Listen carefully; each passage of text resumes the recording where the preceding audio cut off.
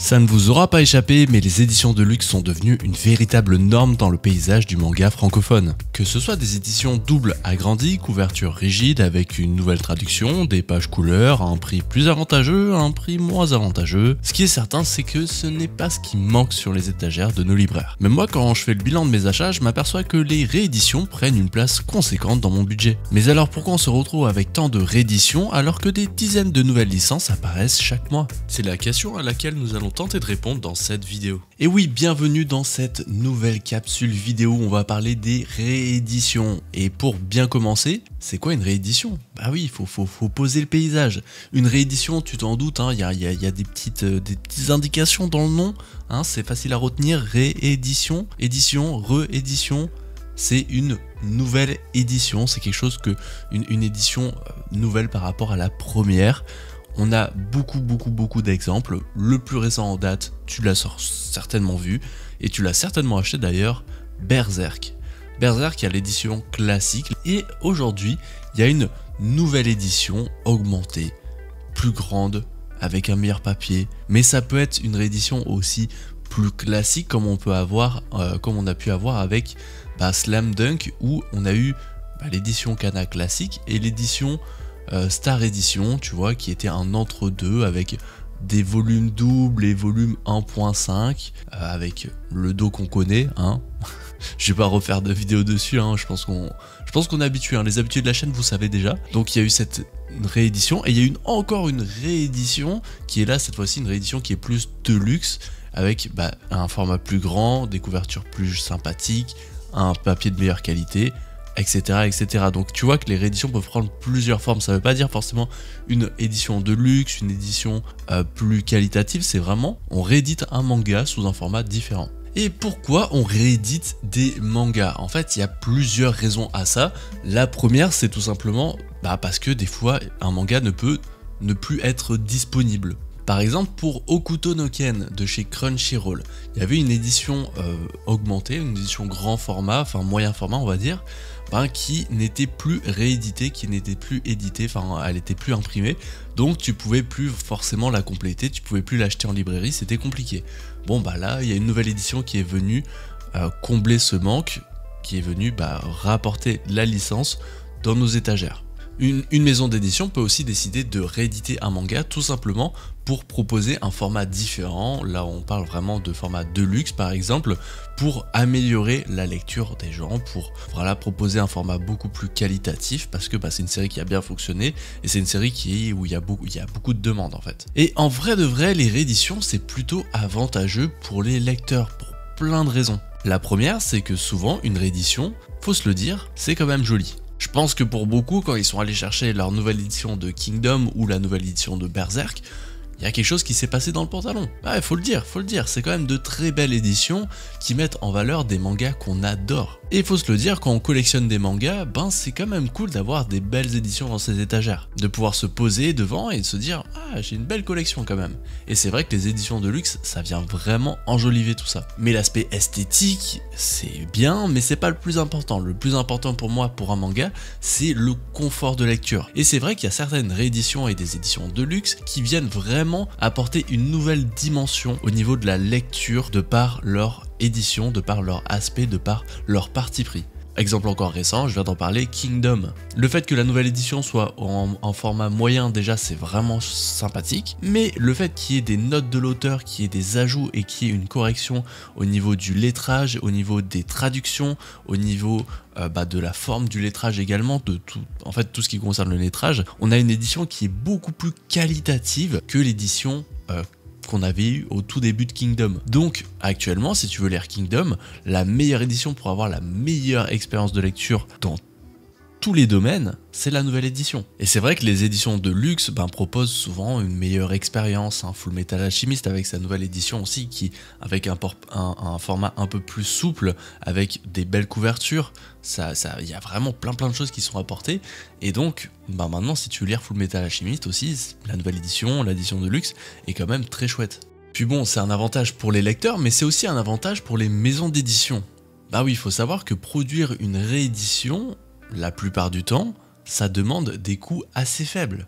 Pourquoi? Tout simplement parce que Déjà, au niveau de la traduction, il n'y a pas besoin de retraduire le manga puisque tu as déjà les fichiers de traduction de ta première édition. Alors évidemment, il y a des cas à part où ils vont retravailler la traduction, on l'a vu avec Kingdom, mais la plupart du temps, t'inquiète que la traduction elle n'est pas revue. Même tout ce qui est lettrage, etc., ils gardent le même lettrage d'une édition simple à une réédition. Puis aussi, ça permet de capitaliser sur une licence plusieurs fois. En effet, une maison d'édition a plusieurs moyens pour faire rentrer de l'argent, par exemple en intégrant des nouvelles licences sur le marché, en inondant le marché de nouvelles licences, de tome 1, tout ça on connaît déjà, mais aussi quand tu as une licence qui fonctionne très bien, forcément quand tu relances une édition, que ce soit augmentée ou un format un peu différent, tu vas aller rechercher des acheteurs qui ont déjà acheté le manga, qui vont racheter cette édition, mais tu vas aller chercher aussi des sceptiques qui attendaient peut-être une édition pour se lancer. Tu vois, je pense un bel exemple de ça, c'est Demon Slayer. Il y a l'édition classique que tu peux trouver assez facilement. Pour autant, ils nous ont fait une édition grand format, parce que Demon Slayer, c'est une machine à cash, ça a bien vendu, donc on propose différents formats pour aller chercher différents lecteurs. Il y a aussi l'exemple de Attaque des Titans, une très très grosse licence. Hop, on sort un format colossal pour aller chercher d'autres lecteurs et aussi aller chercher ceux qui ont déjà acheté la série classique, qui vont racheter encore une fois le grand format. Et en plus de ça, faut se le dire, ça présente moins de risques. Quand Pika ont lancé la nouvelle édition colossale de l'Attaque des Titans, je peux te dire qu'il n'y avait pas trop de risques, le manga allait plutôt bien se vendre en fait. Donc ces avantages mis bout à bout fait en sorte que oui, les maisons d'édition proposent plus de rééditions parce que c'est hyper bon pour eux. Bon, maintenant, si on parlait un peu des petits grains de sel, des choses qui font en sorte que les nouvelles rééditions, c'est pas forcément que avantageux pour nous lecteurs. Un des premiers désavantages, c'est que une réédition, ça va de soi, ça arrive après une première édition, du moins la plupart du temps. Et le truc, c'est que le fait que la réédition des fois est meilleure, plus qualitative, ça va pénaliser les premiers acheteurs, les premiers supporters d'une série. Par exemple, Berserk, j'ai acheté tous les tomes. Et là, la nouvelle édition arrive sur le marché, elle est 100 fois mieux parce que grand format, papier de meilleure qualité, couverture rigide, etc.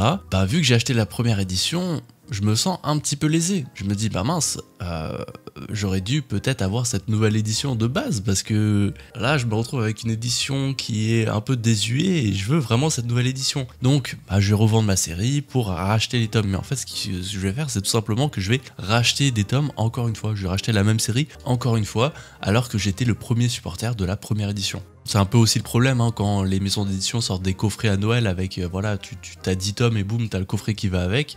Les gens qui ont acheté les 10 tomes quand c'est sorti, donc les premiers supporters, donc les personnes les plus importantes qui ont soutenu la série, n'auront pas ce coffret. C'est un petit peu injuste ça.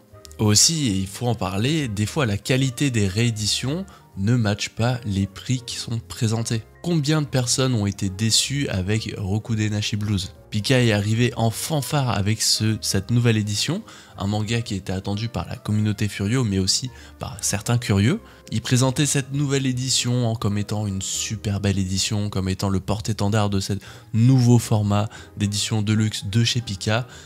Malheureusement, l'édition était trop chère, il y avait des erreurs de traduction, le lettrage était moyen, et la qualité globale du livre n'était pas non plus incroyable. On était vraiment sur des tomes doubles au format souple, classique comme on peut retrouver dans plein de maisons d'édition, et finalement, Rokudenashi Blues a été un petit flop, faut se le dire. Ce qui n'a pas été un flop, mais qui a été vraiment mal fait de la part de Crunchyroll, c'est aussi l'édition Hokuto no Ken, avec un format petit, donc plus petit que l'édition d'avant qui était un format moyen, donc déjà c'est dommage d'avoir les dessins en plus petit, et en plus de ça, le prix était abusément cher. Ils ont vraiment profité du fait que ça soit la seule édition disponible sur le marché pour augmenter les prix, et de toute façon c'est Hokuto no Ken, on a déjà rentabilisé la licence parce qu'il y a eu quelques éditions avant ça, vous allez l'acheter de toute façon, on s'en fout. Et donc l'édition elle coûte ultra cher pour un format simple, avec oui, une belle couverture, oui, un bon papier,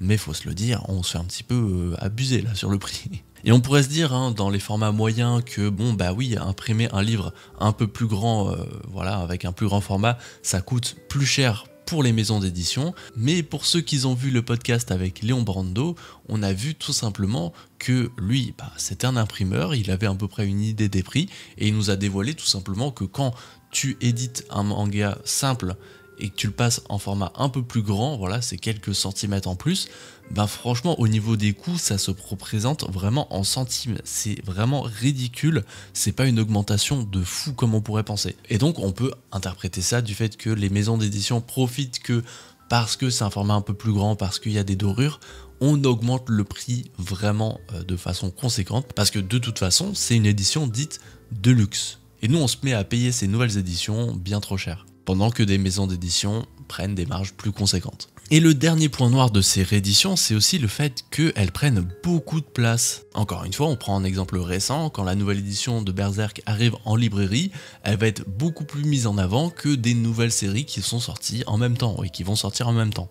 Et beaucoup de lecteurs vont prioriser, et même beaucoup de lecteurs vont prioriser cet achat au détriment de nouvelles licences qu'ils n'ont jamais découvertes, alors que la plupart d'entre nous qui avons lu Berserk l'ont lu peut-être plusieurs fois. Moi c'est mon cas, je vais quand même racheter cette nouvelle édition parce que voilà, c'est Berserk et c'est une super belle édition, et comme c'est un certain budget, c'est un certain coût, certainement que je ne vais pas acheter de nouveaux mangas, de nouvelles licences, enfin en tout cas il y a des licences que j'aurais peut-être aimé découvrir mais que je vais mettre de côté parce que tout simplement faut respecter un budget. Bref, les nouvelles éditions prennent de plus en plus de place, on le voit vraiment, c'est 2024 ça a été une grosse année pour les nouvelles éditions, 2025 ça se poursuit avec de nouvelles grosses licences, et quand One Piece sortira un jour en nouvelle édition, combien de personnes vont racheter One Piece alors qu'ils ont déjà les centaines de tomes dans leur librairie?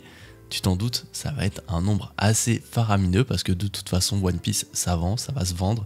Donc si Glénat sort une super belle édition avec des trucs un peu en mode carte de pirate, je sais pas quoi, il y a tellement de belles choses à faire, on sait que ça va se vendre, voilà, parce que les rééditions ça fait vendre, ça fait racheter des licences, moins cher pour les maisons d'édition, plus cher pour les lecteurs. Bref, c'est un business qui est assez juteux pour les maisons d'édition, mais il faut les comprendre, c'est assez intéressant pour eux, assez intéressant aussi pour les lecteurs sur un certain point. Faut juste sélectionner ses achats et ne pas se jeter sur des éditions parce que c'est des nouvelles rééditions, parce que c'est des belles éditions en apparence. Faut aussi sélectionner, supporter les maisons d'édition qui font les choses correctement, et peut-être choisir de ne pas acheter certaines autres éditions parce qu'on n'a pas été respecté. Voilà, c'était la petite note de fin. Toi, n'hésite pas à me dire en commentaire ce que tu penses de ce volume de rééditions sur le marché. Est-ce que tu penses que c'est une bonne chose ou une mauvaise chose? Dis-moi aussi les rééditions que tu as achetées récemment, je serais curieux de voir ce que vous avez acheté. C'était un viewer, on se retrouve bientôt pour une nouvelle vidéo. Ciao!